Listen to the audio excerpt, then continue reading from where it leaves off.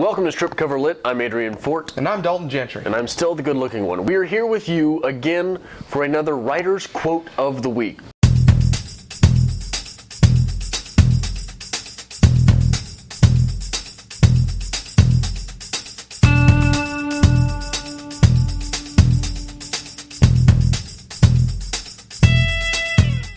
Dalton, what have we got this time? I'm going to take it this week, if you don't mind. Take it. And unfortunately, or fortunately, however you want to look at it, we're going back to Hemingway, because if there was a man who could say anything about writing, it's Hemingway. It's Papa. About posterity.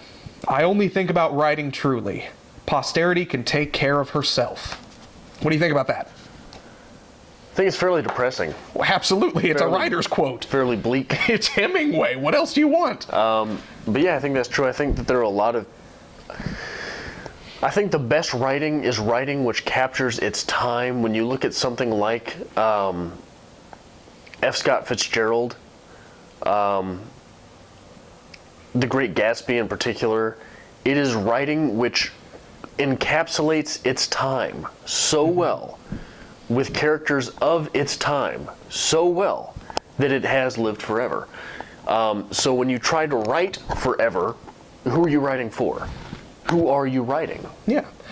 I think the brunt of that, and it seems just a Hemingway thing, is truth in writing. Hemingway wrote truth. He didn't fancy up the language. He didn't worry about flowering dialogue. This is it. You just look at For Whom the Bell Tolls, Spanish Civil War. These are the men. Clean as that. This is how they lived. This is how they acted. This is truth. And because of that truth, that story lives on. It's an immortal story. Well, it's not just that Hemingway wrote truth. Hemingway wrote truth and then threw half of it away. Yes.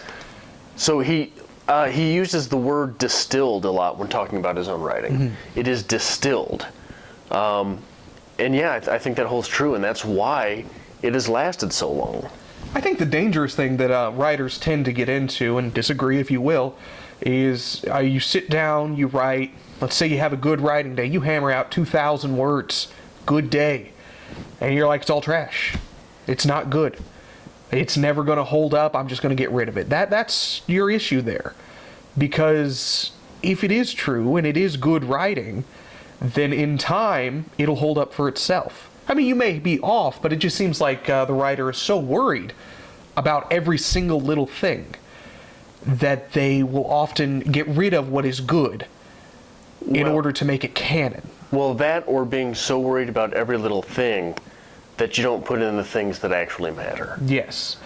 Focusing on trying to get that floral language, focusing on making my dialogue like this person's dialogue, instead of just finding your own voice as a writer, right, and writing what you see as truth.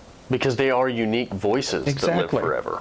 And that's the thing, you can look at the greats, Fitzgerald and Hemingway, since we keep going back to this, completely distinguishable. Right. I mean, you could put a text of Hemingway and a text of Fitzgerald, and 9 times out of 10, anyone would just be able to say this is this person. Right. Because that is their voice as a writer.